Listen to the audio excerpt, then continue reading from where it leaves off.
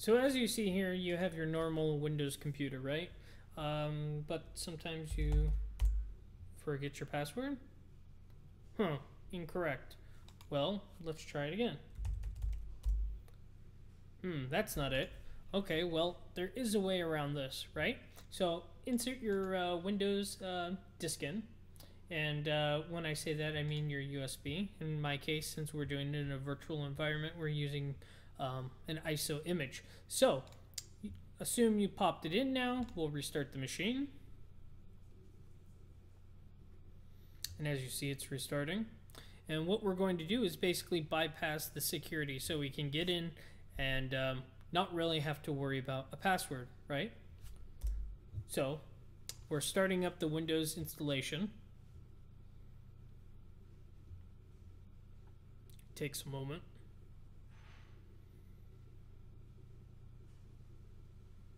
And a lot of times businesses or people with computers, and they set a password to expire, which is a great idea, but unfortunately people, well, forget, the password.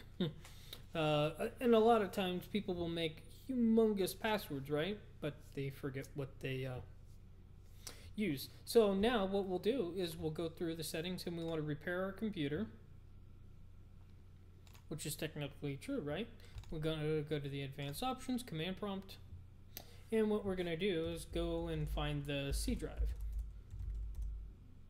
Nope. See, well, when I say C drive, I mean the Windows installation. Okay, we found it. And let's just double check. Okay, so we have tester, Lance, and public, right? So what we'll go ahead and do is go back. Oops. CD Windows, and we want to go into System 32. Okay, so now what we want to do is make a copy of cmd.exe. We'll name it cmd2. Or better yet, cmdbackup.exe. Now it says it can't find cmd, right?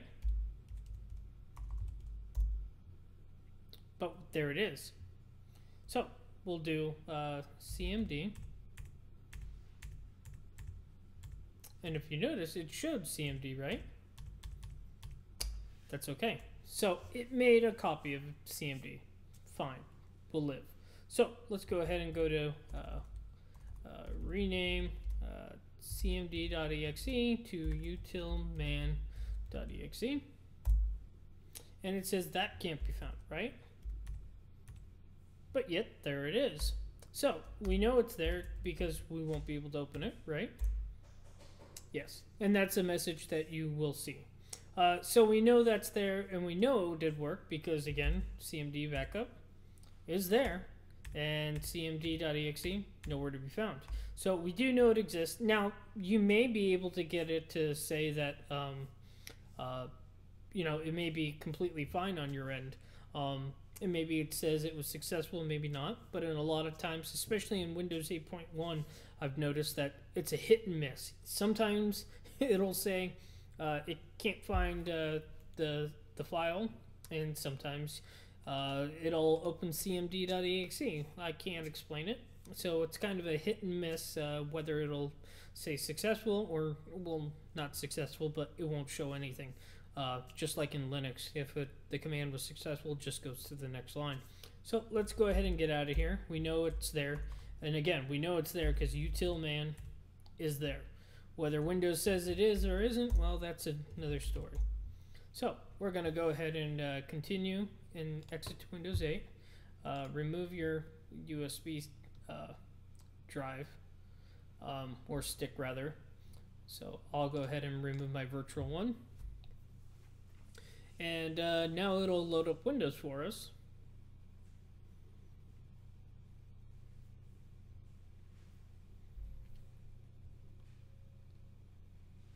And I apologize for the speed. This is running in the Oracle VirtualBox.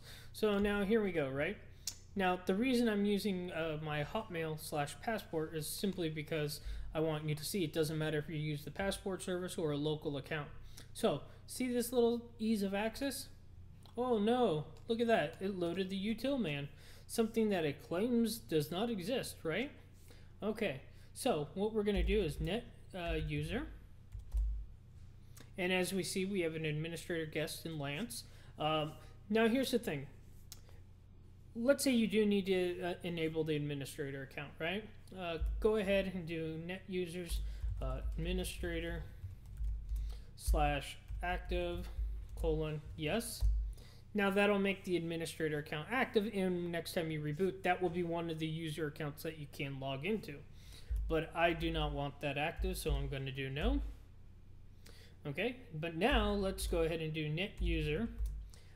We can add somebody if we wanted, and we could also change the user password to Lance, but we're not going to. So we'll do net user testing, and then we'll do /add. Oh, we'll probably need a password. We'll put what everybody loves, hacked /add. That's good. Now if we type net users, none. Oop, I'm sorry, net users. We have administrator, guest, Lance, and testing. Great. So we can always get rid of testing. Now, if you want that as a backup account, you could always do, instead of /add, we'll do /active no. And then, again, if you do net users, it'll still be there because it is an added account, but it's not active. But just for this, just to show you, we're going to reactivate it, right? And again, we have the administrator account disabled, but I showed you how to do it. And again, that /active is the way to keep it there. Now, let's say you don't want that account there anymore, right? Well, we could just modify this. You would just do /delete. But just for testing, I want to show you. So we'll do exit. And as you see, it just doesn't show anything. We got to reboot again. So we'll restart. And that's the last restart we're going to have to do because now we have an account on here that we can log into the computer. But now let's say you're in somebody else's system. Don't add another account. Activate the administrator account and log in through the administrator account.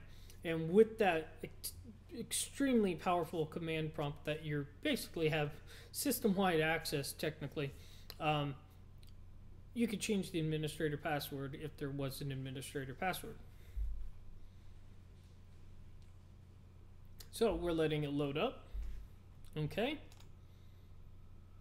And as you see, we have the account testing. We'll go ahead and type in the password hacked. Oh wait, I was going to use the on-screen keyboard, but I forgot that's done. So we'll go ahead and type hacked.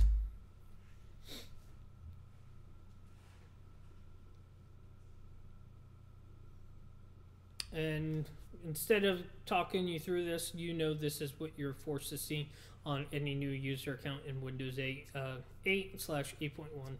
Now, if you're on Windows 7 and doing this, you won't have to see this long, stupid message because that's obviously not for Windows 7. This is strictly a Windows 8 thing. So, but this will work in Windows 7, 8, and 8.1. Anyways, I'm Lance for the Tech News Show. Hope this was useful for you.